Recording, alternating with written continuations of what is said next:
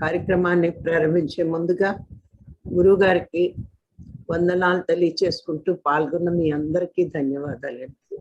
कार्यक्रम शुरू करने से पहले परम गुरु ब्रह्मर्षि पितामह पत्री जी को धन्यवाद करते हुए उपस्थित सभी साधकों का हार्दिक स्वागत कर रहे हैं।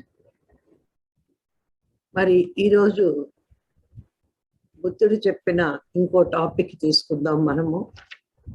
आज हम गौतम बुद्ध के द्वारा बताया गया एक और विषय के ऊपर चर्चा करेंगे। మరి ఈ టాపిక్ తెలుసుకోవడం వల్ల మనము ఎలా ఉండాలో తెలుస్తుంది. इस विषय के प्रति जानकारी प्राप्त करने के बाद हमें कैसा व्यवहार करना है वो पता चल जाएगा। ఒకరోజు బుద్ధుడు జేతవనంలో ఉండగా एक दिन गौतम बुद्ध जेत वन में रहते हुए ఆ రాత్రి उस रात को ఒక దేవత एक देवता బుద్ధుడి దగ్గరికి వచ్చి बुद्ध के पास आकर అప్పుడు ఇలా అడిగిందట, इस तरह से अपनी इच्छा व्यक्त किया, ఈ భూమి మీద కానీ इस धरती पे మరి స్వర్గంలో కానీ अथवा स्वर्ग में మరి జ్ఞానాన్ని బోధించే అంతటి గొప్పవాడివి నువ్వు. सभी को ज्ञान बताने वाले ऐसे महान व्यक्ति हो आप। మరి పాపం అంటే ఏంటి, పుణ్యం అంటే ఏంటి, तो पाप का मतलब क्या है, पुण्य का मतलब क्या है। మరి పుణ్యాత్ముడెవరు, तो पुण्य आत्मा कौन है, ఏమి చేస్తే పుణ్యం వస్తుంది, क्या करे तो पुण्य मिलता है, ఏమి చేస్తే పాపం అవుతుంది क्या करेंगे तो पाप मिलता है, అని అడుగుతుందట. ऐसा बुद्ध से पूछते हैं। నాకు వివరంగా చెప్పు, నీకంటే గొప్పవాళ్ళు లేరు అని చెప్తుంది. मुझे विस्तृत में जानकारी दीजिए, आपसे दूसरा कोई महान नहीं है। అప్పుడు బుద్ధుడు तब बुद्ध ने कहा, పుణ్యం ఎలాంటి వాళ్ళు చేస్తారో पुण्य जिस तरह के लोग करते हैं, పుణ్యాత్ముడెవరో పతితుడెవరో చెప్తాడు. పతితుడు అంటే పాపాత్ముడు. पुण्यात्मा कौन है, पापात्मा कौन है, वो बताते हैं। అది ఈ విధంగా చెప్తూ ఉంటాడు. ఫస్ట్ పాయింట్, पहला पॉइंट, ధర్మాన్ని ఆచరించే వాడే పుణ్యాత్ముడు. धर्म का आचरण करने वाला ही पुण्य आत्मा है। ధర్మాన్ని ద్వేషించే వాడే పతితుడు అంటే పాపాత్ముడు. धर्म को नफरत करने वाला, देश भाव से देखने वाला ही पापी है। అంటే భూమి మీద ఎవరైనా సరే ధర్మాన్ని ఆచరించాలి. धरती पे कोई भी हो, उनको धर्म का आचरण करना ही है। ఆచరణ పెట్టుకోకపోతే यदि इसका आचरण नहीं करेंगे तो భగవంతుడి దృష్టిలో పాపాత్ముడే. भगवान की दृष्टि में वह पापात्मा है। అందుకే మొదటి పాయింటే ధర్మం గురించి చెప్పాడు. इसीलिए पहला पॉइंट ही धर्म के बारे में बताए। అందుకే బుద్ధుడు ధర్మం శరణం గచ్చామి అంటాడు. इसीलिए बुद्ध धर्मम शरणम गच्छामि ऐसा बोलते हैं। అంటే తన శిష్యులకి ఎప్పుడూ కూడా मतलब उनके शिष्यों को हमेशा ధర్మాన్ని ఆచరించమని బోధిస్తాడు. धर्म का आचरण करने के लिए ही प्रेरित करते हैं। మనం కూడా చెప్పుకుంటాం, हम भी यहाँ पे बताते हैं, ధర్మాన్ని మనం ఆచరిస్తే धर्म का आचरण यदि हम करेंगे तो ఆ ధర్మమే धर्म ही మనని దైవంలా కాపాడుతుందని. हमें भगवान के जैसा बचाता है। అందుకే ధర్మాన్ని ప్రతి ఒక్కడూ ఆచరించాలి. इसीलिए सभी को धर्म का आचरण करना अनिवार्य है। ధర్మాన్ని ఆచరించిన వాడు, ద్వేషించిన వాడు పాపాత్ముడవుతాడు.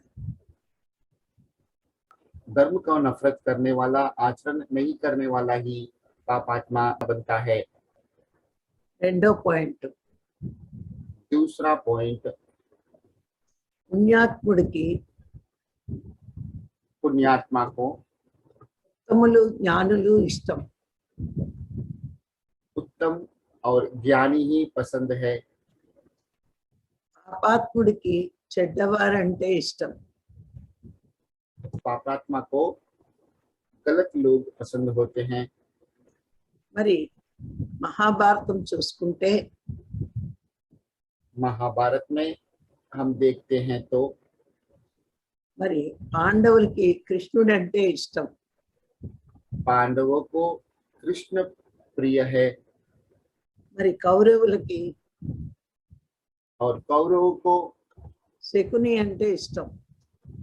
शकुनी प्रिय है। మరి కృష్ణుడి మాట విని విజయం పొందారు పాండవులు. कृष्ण की बात सुन के पांडवों ने जीत प्राप्त किया है। శకుని మాట విని शकुनी की बात सुन के కౌరవులు నాశనం అయ్యారు. कौरवों का नाश हुआ है। అంటే దీన్ని బట్టి మనం కూడా इससे हमें भी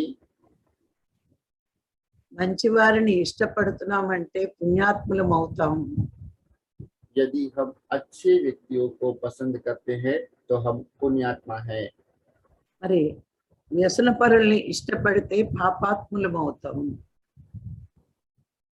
यदि हम बुरे लोगों को पसंद करेंगे तो हम पापात्मा बनेंगे। పుణ్యాత్ముడు ఎప్పుడు యోగంలో ఉండి हमेशा, तीसरा पॉइंट, पुण्यात्मा हमेशा योग में रहते हुए జ్ఞానిగా ఎదుగుతాడు. ज्ञानी के रूप में बनता है। పాపాత్ముడు ఎప్పుడు पापात्मा हमेशा బద్ధకంగా ఉండి आलसी रूप में रहते हुए, అధిక నిద్రపోతూ अधिक नींद में रहते हुए, మిత్రులతో కాలక్షేపం చేస్తూ नींद में समय बिताते हुए, కాలాన్ని దుర్వినియోగం చేస్తూ समय को बर्बाद करते हुए వ్యర్థంగా గడుపుతాడు. व्यर्थ रूप से समय बिताता है। ఇంకా నాలుగో పాయింట్, चौथा पॉइंट, పుణ్యాత్ముడు पुण्यात्मा అందరినీ ప్రేమగా చూసుకుంటూ सभी को प्रेम भाव से देखते हुए తన ధనం अपना धन అందరికీ కోసం सभी के लिए ఖర్చు పెడతాడు. खर्च करता है। ఈ లోకంలో అందరి కోసం ధనం ఖర్చు పెడుతున్నాడు అంటే వాడు చాలా పుణ్యాత్ముడు అని మనం తెలుసుకోవాలి. इस दुनिया में यदि सबके लिए धन खर्च करता है तो वो बहुत पुण्यात्मा है, यह हमें जानना है। మరి పాపాత్ముడు तो पापात्मा తన తల్లిదండ్రుల కోసం కూడా ఖర్చు పెట్టడు. अपने माता पिता के लिए भी खर्च नहीं करते हैं। మరి ఈ రోజుల్లో చాలా మంది इन दिनों में बहुत से लोग తల్లిదండ్రులకు సేవ చెయ్యాలని, माँ बाप की सेवा करने के लिए మరి అడ్డుగా ఉన్నారని మరి ఓల్డ్ ఏజ్ హోమ్ లో వేస్తున్నారు.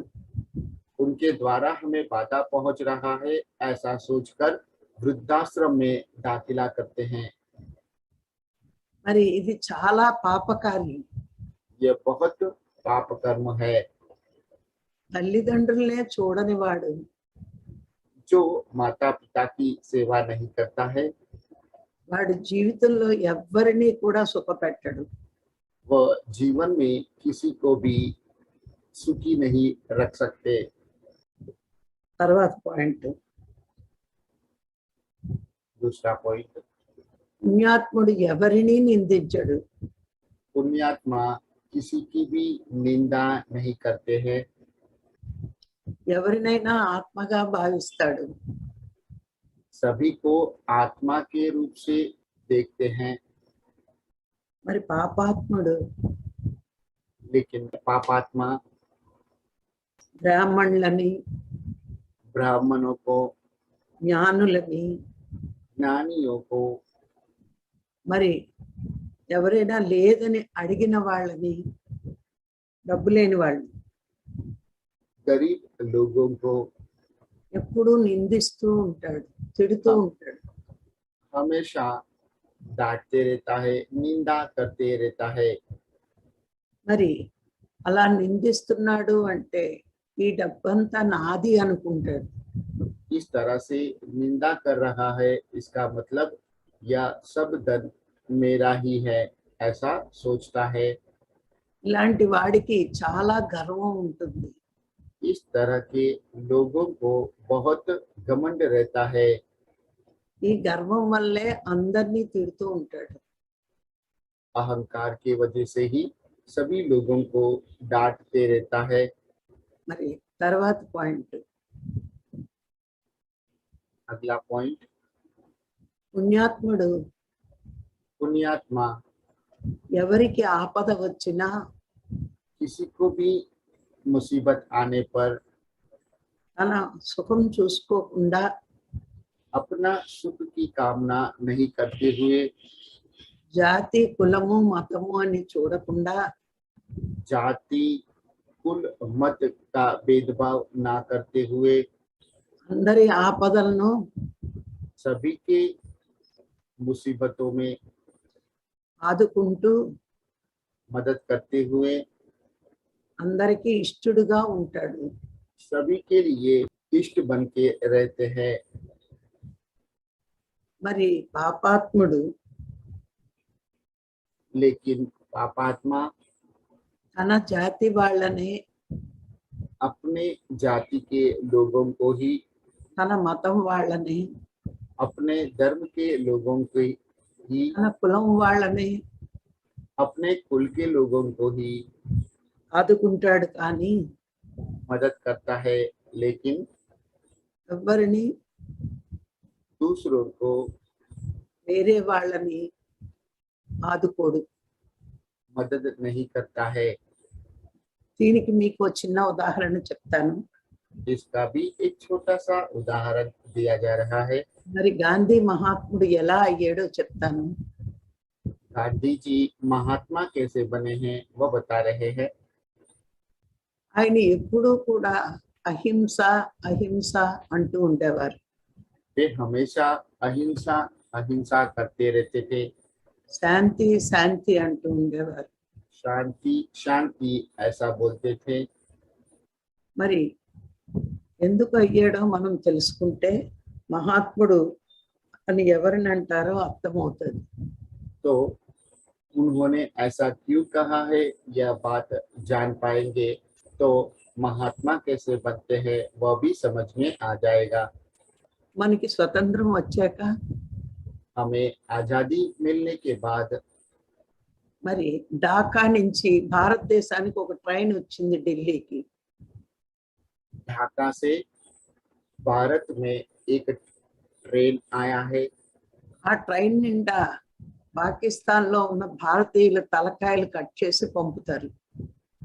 और पूरा ट्रेन में जो पाकिस्तान में रहते थे भारतीयों का सर काट कर बेचते हैं। మరి అది చూసి భారతీయులంతా उसे देखने के बाद सभी भारतीयों ने మనం కూడా ఇండియాలో ఉన్న పాకిస్తాన్ వాళ్ళ తలకాయలు పంపుదాము అంటారు. भारत में मौजूद सभी पाकिस्तानियों का सर काट कर बेच देंगे। అప్పుడు గాంధీ గారు అంటారు, तभी गांधी जी कहते हैं వాళ్ళు పంపినందుకు మనకెంతో బాధగా ఉంది. उनका इस तरह का व्यवहार करने से हमें अत्यंत दुख पहुंचा है। మరి మనం కూడా ఆ పని చేస్తే यदि हम भी ऐसा ही कार्य करेंगे तो మరి వాళ్ళని బాధ పెడితే उनको भी बाधा पहुंचाएंगे तो మనము పాపాత్ములమే అవుతాం. हम पापात्मा बन जाएंगे। మరి పాకిస్తానీలు అవ్వడం వాళ్ళ తప్పు కాదు. पाकिस्तानी बनना यह उनका भूल नहीं है। మరి మనము వాళ్ళని చంపితే వాళ్ళకి ఎంతో బాధ ఉంటుంది కదా. तो हम उनके लोगों को मारेंगे तो उनको भी बहुत दुख पहुंचेगा ना। మరి మనం అలాంటి పాపపు పని చెయ్యొద్దు అంటాడు. तो इसीलिए हमें इस तरह का पाप कर्म का आचरण नहीं करने के लिए कहते हैं। మరి ఆయన మాటని ఎదిరిస్తారేమో అని तब उनकी बातों को सभी लोग विरोध करेंगे ऐसा सोचकर ఆయన మౌనంగా ఉండి वे मौन में रहते हुए భోజనం చేయకుండా भोजन का त्याग करते हुए మరి ధ్యానంలో ఉండేవాడు, ఎవ్వరితో మాట్లాడకుండా. किसी से भी बात ना करते हुए ध्यान साधना में लीन होते थे। మరి ఆ రోజుల్లో అది ధ్యానం చేస్తున్నాడని ఎవరికీ తెలియక उन दिनों में वे इस तरह से ध्यान करते हैं यह बात ना पता होने की वजह से నిరాహార దీక్ష చేస్తున్నాడు అనుకున్నారు. सभी लोग उन्हें निराहार दीक्षा कर रहे हैं ऐसा सोच रहे थे। కానీ అందరూ ఎవరిని చంపమని ఒప్పుకున్నాకే ఆయన భోంచేశాడు. तत्पश्चात सभी लोगों ने जब यह बताया कि हम किसी को भी नहीं मारेंगे तभी उन्होंने पुनः भोजन किया। మరి అంతటి గొప్పవాడు కాబట్టే वे इतने महान व्यक्ति थे इसलिए ఆయన్ని మహాత్ముడు అన్నారు. उनको महात्मा कहा गया है। ఎదుటివాడు అజ్ఞానంతో తప్పు చేసినా दूसरों ने अज्ञान की वजह से गलत काम करते हैं तब भी మనకి జ్ఞానం వచ్చాక हमारे पास ज्ञान आने के बाद మనం ఎప్పుడూ తప్పు చెయ్యకూడదు. हमें कभी भी गलत कार्य नहीं करना चाहिए। ఇప్పటి రోజుల్లో చాలా మంది आजकल सभी लोग తన కులం వాళ్ళని తన మతం వాళ్ళనే చూసుకుంటున్నారు. अपने कुल के लोग अपने धर्म के लोगों को ही मदद करते हैं। మరి అందరినీ చూడడమే ఒక జ్ఞాని యొక్క స్పష్టత. सभी को अपना मानकर मदद करना ही एक ज्ञानी का लक्षण है। మరి నేను కూడా పత్రి గారు వచ్చే వరకు तो स्वयं माता जी भी जब तक पत्री जी आए तब तक హిందువులే గొప్ప వాళ్ళని, हिंदू ही महान लोग हैं ऐसा, భారతదేశమే గొప్ప దేశమని, हमारा भारत ही महान देश है, మరి క్రిస్టియన్స్ ముస్లింలు గొప్పవాళ్ళు కారని అనుకునేదాన్ని. क्रिश्चियन और मुस्लिम महान लोग नहीं हैं, अच्छे लोग नहीं हैं ऐसा सोचते थे। నాలో మతభేదం చాలా ఉండేది. माता जी में भी मतभेद बहुत रहता था, కానీ పత్రి గారు చెప్పారు, लेकिन पत्री जी ने बताया ఎవ్వరిలో అయినా ఆత్మ ఉంటుంది, सभी में आत्मा रहता है। నువ్వు అందరిలోని ఆత్మని చూస్తే గొప్పదాని అవుతావు. आप सभी में मौजूद आत्मा को देखोगे तो महान बनोगे, జ్ఞాని అవుతావు. ज्ञानी बनोगे। శరీరాలు చూస్తే शरीर को देखोगे तो వాడు ఆ మతము ఆ కులము అని భేదభావం ఉంటుంది. आप ये मत ये धर्म ऐसा भेदभाव में ही रह जाओगे। అందరూ పరమాత్మ బిడ్డలే. सभी परमात्मा का ही संतान है। వాళ్ళు అనుభవం కోసం అలా పుడతారు. वे लोग अनुभव के लिए इस तरह का जन्म लेते हैं। జ్ఞాని ఎప్పుడు శరీరం చూడకూడదు, ఆత్మని చూడాలని చెప్పారు. ज्ञानी कभी भी शरीर को नहीं देखते हैं, आत्मा को ही देखते हैं। మరి అప్పటి నుంచి నా దృష్టి మార్చుకున్నాను. जब उन्होंने मुझे ऐसा कहा, तब से मैं अपनी दृष्टि को बदल दिया। మరి మన జీవితంలోకి సద్గురువు వస్తే यदि हमारे जीवन में सद्गुरु का प्रवेश होता है, మనం ఇలాంటి చిన్న చిన్న పాపాలను ఎన్నెన్నో మానేస్తాం. हम इस तरह के छोटे छोटे अनेक पाप कर्म को त्याग देते हैं। అందుకే ప్రతి వాడి జీవితంలో సద్గురువు రావడమే గొప్ప అదృష్టం. इसलिए सभी के जीवन में सद्गुरु का प्रवेश आना ही बहुत सौभाग्य की बात है। మరి తర్వాత పాయింట్, अगला पॉइंट, ఉత్తముడు పుణ్యాత్ముడు उत्तम और पुण्यात्मा ప్రతి స్త్రీని గౌరవంగా చూస్తాడు. प्रति स्त्री को मान सम्मान से देखते हैं, गौरव भाव से देखते हैं। మంచి అలవాట్లు ఉంటాయి పుణ్యాత్ముడికి. पुण्यात्मा को अच्छे आदत होते हैं। మరి పాపాత్ముడికి लेकिन पापात्मा को మద్యపానం, दारू पीना, మాంసాహారం, मांसाहार का सेवन करना, ప్రతి స్త్రీని కాముక దృష్టితో చూడడం, सभी स्त्रियों को काम के भाव से देखना, అందరిలోని చెడ్డని చూడడం, सभी लोगों की बुराई को खोजना। మరి చెడు అలవాట్లతో ఉంటాడు పాపాత్ముడు. इस तरह के गलत गंदी आदतों के साथ में पापी आत्मा रहता है। ఇది పాపాత్ముడి లక్షణం. ये पापात्मा का लक्षण है। ఇప్పుడు కూడా మన సొసైటీలో अभी भी हमारे सोसाइटी में పత్రిగారు మాంసం వద్దన్నారని पत्री जी ने मांसाहार का त्याग करने के लिए कहा है। అందరూ మాంసం మానేస్తున్నారు. इसीलिए सभी लोग मांसाहार का सेवन बंद करते हैं, మద్యం సేవిస్తున్నారు. लेकिन दारू का सेवन कर रहे हैं। కానీ బుద్ధుడు చెప్పేది ఇది విన్నాక మద్యం కూడా మానాలి అని తెలుసుకోవాలి. लेकिन बुद्ध ने जो कहा है वो सुनने के बाद में हमें मद्यपान का भी त्याग करना चाहिए।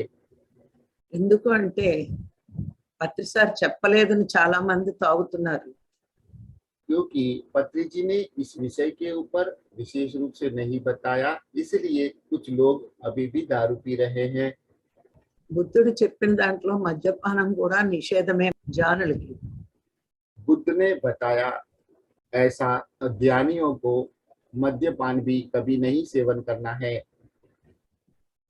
తర్వాత పాయింట్, अगला पॉइंट, పుణ్యాత్ముడు ధనం కొద్దిగా ఉన్నా पुण्यात्मा के पास थोड़ा बहुत धन रहने के बाद भी దానితోనే తృప్తి పడతాడు. उसी से ही तृप्त हो जाता है। మరి పాపాత్ముడు लेकिन पापात्मा ఆ కొద్ది ధనం సరిపోదని थोड़ा धन उनके लिए पर्याप्त नहीं है ऐसा सोचकर ఇంకా కావాలని और अधिक पाने के लिए మరి ఆశ పడతాడు. आशा व्यक्त करता है। మరి రాజ్యకాంక్ష కలిగి ఉంటాడు. राज्य प्राप्त करने की आशा रखता है। అంటే ఆ రోజుల్లో రాజ్యాలు ఉండేవి. तो उन दिनों में राज्य रहते थे। మరి ఇప్పుడు రోజుల్లో మంత్రి పదవులు. आजकल के जमाने में मंत्री पद, అందుకే మనకి రాజ్యకాంక్ష కానీ इसलिए हमें राज्य का आकांक्षा మరి డబ్బు మీద ఆశ కానీ ఉంటే अथवा धन के ऊपर आशा रहेगा तो మనకి పాపాత్ములమే లెక్క. हम भी पापात्माओं की गिनती में आएंगे।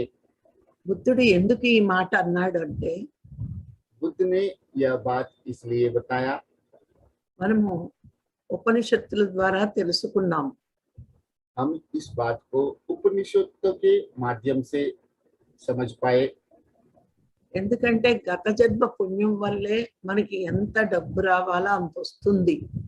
क्योंकि पिछले जन्म के पुण्य के आधार पर ही हमें जितना धन मिलना चाहिए उतना आ जाता है।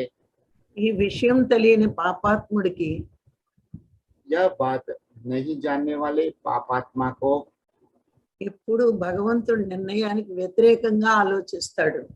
हमेशा भगवान के निर्णय के विरुद्ध में ही सोचता है। అందుకే ఆశపడటం పాపాత్ముడి లక్షణం. इसीलिए आशा व्यक्त करते हुए रहना पापात्मा का लक्षण है।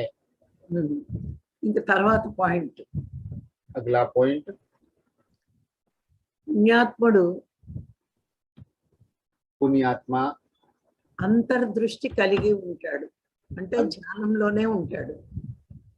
अंतर्दृष्टि के साथ में रहते हैं, मतलब ध्यान में ही रहते हैं జ్ఞాని అవుతాడు. और ज्ञानी बनते हैं। మరి పాపాత్ముడు लेकिन पापात्मा బాహ్య దృష్టి కలిగి बाह्य दृष्टि के साथ కోరికల వెంట పరిగెత్తి इच्छाओं के पीछे भागते हुए పాపాత్ముడుగానే మిగిలిపోతాడు. पापात्मा बनकर रह जाता है। మరి ఇవన్నీ బుద్ధ భగవానుడి దగ్గర यह सब बुद्ध भगवान के पास ఆ దేవత తెలుసుకొని वो देवता ने जानने के बाद వెళ్ళిపోతుందట. चले जाते हैं। మరి అక్కడ దేవత వచ్చింది అని ఎలా తెలిసింది అనే దానికి మీకు క్లారిటీ ఇస్తాను. उस वक्त वहां पे वो देवता कैसे आई है वो बताने के लिए एक उदाहरण बता रहे हैं। ఎందుకు మనకే కాదు అందరికీ అనుమానం వస్తుంది. हमें ही नहीं सभी लोगों को यह संदेह आता है, అందుకే మీకు క్లారిటీ ఇస్తున్నాను. इसलिए आपका संदेह दूर कर रही हूँ। ఆ జేతవనంలో ఆ రాత్రి బుద్ధుడు కూర్చుని ఉండగా गौतम बुद्ध जेतवन में उस रात को बैठकर ఒక కాంతి జేతవనం అంతా వచ్చిందట. उस जेतवन में पूरा प्रकाश फैल गया था। అది బుద్ధుడికి తెలుసు కాబట్టి ఆ దేవత బుద్ధుడికి కనిపించింది. यह बात बुद्ध को पता है, इसलिए बुद्ध को वो देवता दिखाई देते हैं। మరి ఇవన్నీ చెప్పాక దేవత తృప్తితో వెళ్ళిపోయింది. इन सभी बात सुनने के बाद देवता तृप्त होकर चले गए थे। అప్పుడు జేతవనంలో కాంతి అంతా వెళ్ళిపోయిందట. उसी वक्त जेतवन में फैला हुआ वो पूरा प्रकाश भी चला जाता है। శిష్యులు ఇవన్నీ వింటున్నారు, చూస్తున్నారు. सभी शिष्य यह बात सुन रहे हैं और देख भी रहे हैं। అప్పుడు వాళ్ళకి తర్వాత బుద్ధుడు చెప్తాడు ఈ విషయం. उसके बाद बुद्ध शिष्यों को यह बात बताते हैं। అంటే దీన్ని బట్టి మనం అర్థం ఏం చేసుకోవాలంటే इससे हमें यह पता चलता है ఒక జ్ఞాని एक ज्ञानी అందరికీ జ్ఞానాన్ని బోధించగలడు. सभी को ज्ञान बता सकते हैं। అందుకే ఏది నేర్చుకున్నా ఈ భూమి మీదే నేర్చుకోవాలి అని చెప్తారు. इसीलिए यदि हमें कुछ भी सीखना है तो इसी धरती पे ही सीखना पड़ेगा। దేవతలు సైతం भगवान समेत భూమి మీదకి వచ్చి धरती पे आकर ధ్యానం చేసి ज्ञान करते हुए జ్ఞానం పొంది ज्ञान प्राप्त करते हैं, వాళ్ళ శక్తుల్ని పెంచుకొని अपनी शक्ति को बढ़ाते हैं, వాళ్ళు వెళ్తూ ఉంటారు ఇక్కడి నుంచి. फिर यहाँ से पुनः अपने लोग पधार लेते हैं। ఇప్పుడు మనం భూమి మీద పుట్టి మానవులుగా हम भी इस धरती पे जन्म लेकर मानव की तरह ఒక మహాపురుషుడి వల్ల జ్ఞానం నేర్చుకొని एक महान पुरुष के द्वारा ध्यान सीखकर జ్ఞానం పెంచుకుంటున్నామంటే ज्ञान बढ़ाते हैं। మనం ఎంత గొప్పవాళ్ళమో ఆలోచించండి. हम कितने महान हैं यह सोचने की बात है। మన మార్గం ఎంత గొప్పదో, हमारा मार्ग कितना महान है, మనము ఎటువంటి జ్ఞానం నేర్చుకుంటున్నామో हम किस तरह का ज्ञान पा रहे हैं, తెలుసుకుంటే जान पाते हैं तो మన చివరి శ్వాస వరకు आखिरी श्वास तक మనము ధ్యానాన్ని వదలం. हम ध्यान को नहीं छोड़ेंगे। మరి ఈ రోజు ఈ అవకాశం ఇచ్చిన మీ అందరికీ ధన్యవాదాలు. आज यह मौका देने के लिए आप सभी को धन्यवाद कर रहे हैं। धन्यवाद। इस सेशन के प्रति कोई भी अभिप्राय या संदेह है तो कृपया हैंड रेज करके व्यक्त करें। नमस्ते रीनू जी। यस सर, नमस्ते। माता जी को भी बहुत बहुत प्रणाम। నమస్తే. ये जो पहला पॉइंट था, मेरा एक प्रश्न है, धर्म का आचरण करना चाहिए, तो धर्म को थोड़ा सा हम कैसे बताएंगे कि धर्म का आचरण क्या है शॉर्ट में, मतलब धर्म किसे कहेंगे? మొదటి విషయంలో మీరు ధర్మం చెప్పారు. ధర్మం అంటే ఏమిటి, ధర్మం అని దేన్ని అంటారు కొంచెం చెప్పండి అంటున్నారు. ఈవేళ సింపుల్ గా చెప్తాను, రేపు బ్రాడ్ గా చెప్తాను. आज आपको संक्षिप्त में बताएंगे, कल उसको हाँ। विस्तृत में बताएंगे। మానవ జన్మ తీసుకున్న ప్రతి వాడు मानव जन्म लेने वाला प्रत्येक व्यक्ति భగవంతుడి కోసం అన్వేషణ చెయ్యాలి. भगवान का अन्वेषण करना चाहिए। ఆ ఒక్క ఛాన్స్ మానవులదే. यह एक ही मौका मानव का है। ఏ జీవికి కూడా ఈ అర్హత లేదు. किसी भी जीवी को इसका योग्यता नहीं है। అందుకే ఆ అన్వేషణ మాని इसीलिए हम यह अन्वेषण त्याग कर ప్రపంచం వైపు పరిగెడుతున్నారు. प्रपंच की ओर भाग रहे हैं। మరి అన్వేషణ చేయడం అంటే ధ్యానంలో ఉండడమే. अन्वेषण करना मतलब ध्यान में रहना ही है। మరి ప్రపంచం వైపు పరిగెట్టడం తప్పు కాదు. प्रपंच की ओर दौड़ लगाना गलत बात तो नहीं है। ధ్యానం చెయ్యకపోవడమే తప్పు. ध्यान ना करना ही गलत है। ఎవరైతే ధ్యానం చేస్తారో जो लोग ध्यान करते हैं వాళ్ళు ధర్మంలో ఉన్నట్టు. वे ही लोग धर्म में है ऐसा मान लेना चाहिए। మరి మానవ జన్మ తీసుకుని अब मानव जन्म लेने के बाद మరి పశువులాగా खाना पीना सोना అయితే यदि जानवर के भांति खाना पीना सोना इस व्यवहार में रहते हुए మనిషికి పశువుకి తేడా ఉండదు. मानव का और जानवर के बीच में कोई अंतर नहीं रहता है। మానవుడికి ఇంకొక డ్యూటీ ఎక్కువ ఉంది. मानवों को एक अलग से अधिक ड्यूटी दिया गया है। భగవంతుణ్ణి అన్వేషించే జన్మ. भगवान को प्राप्त करने का जन्म।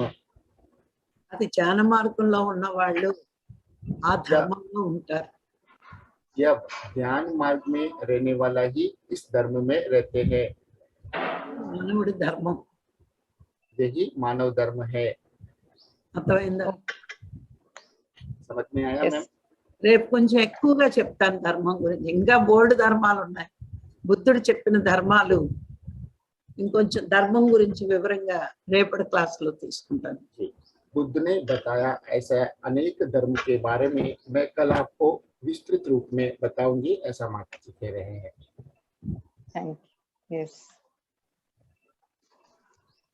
संदेह तो सिर्फ यही था, बाकी पॉइंट्स तो कोई और रिवाइज करेगा गीता जी और गीता जी थैंक यू सर। उपस्थित Thank नहीं you. है।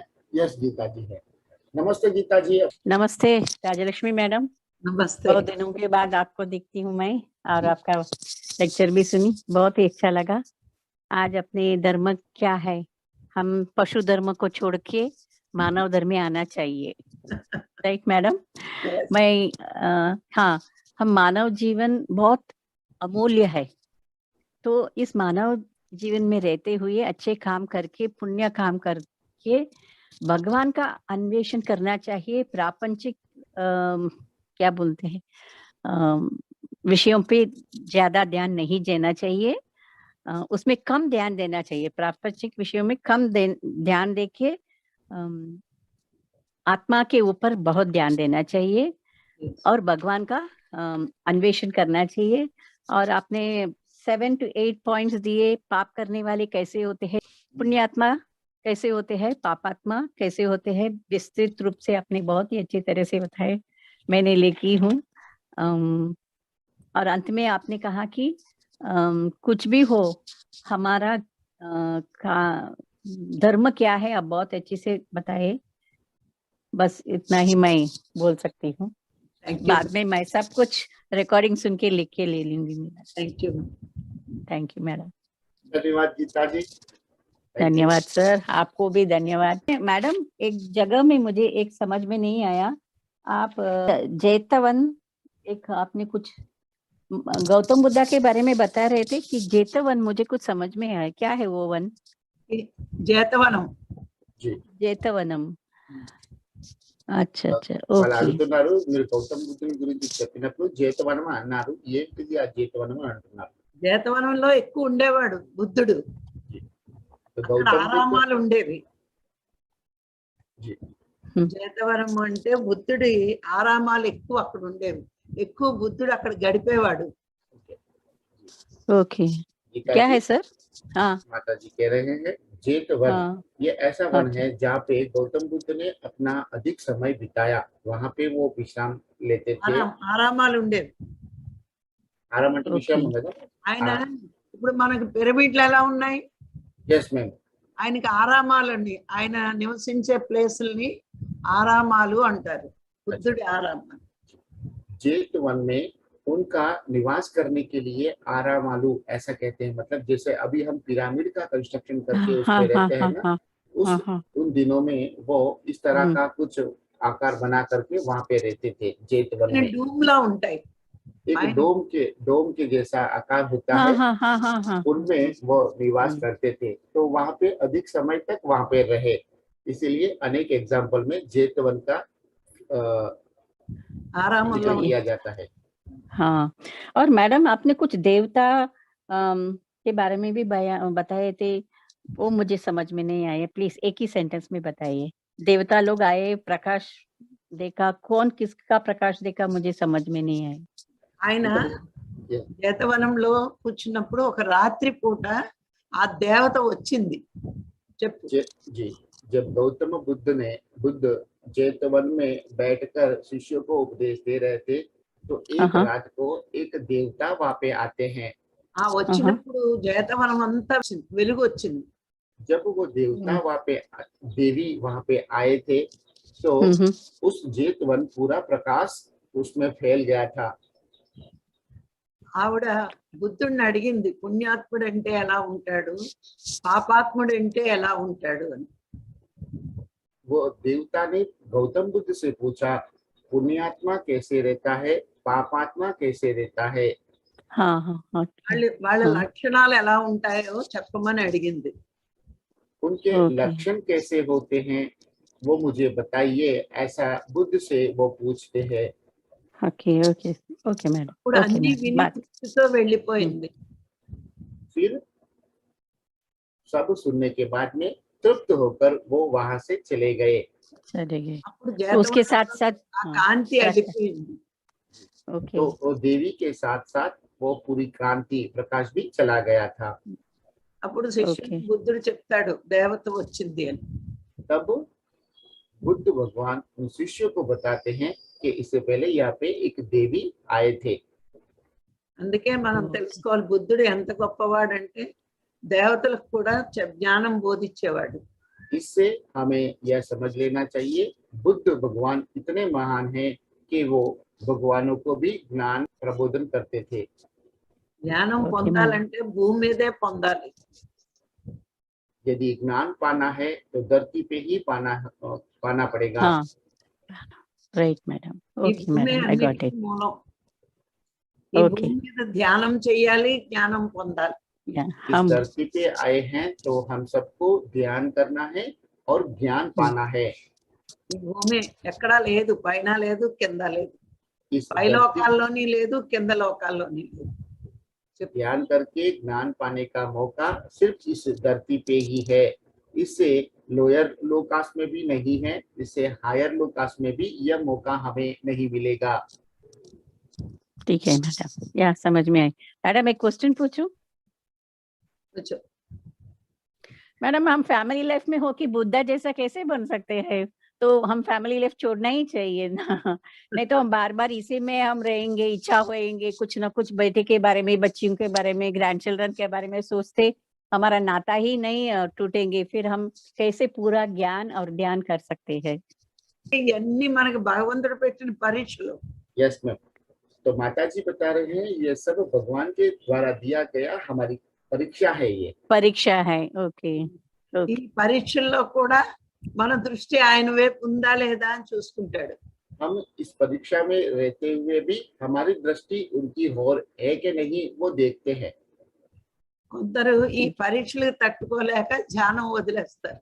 कुछ लोग इस परीक्षा में डटकर न रहते हुए ज्ञान को भी छोड़ देते हैं। మనం ఓకే ధ్యానం వదలకుండా ఉంటే పరీక్షలో నెగ్గుతాం.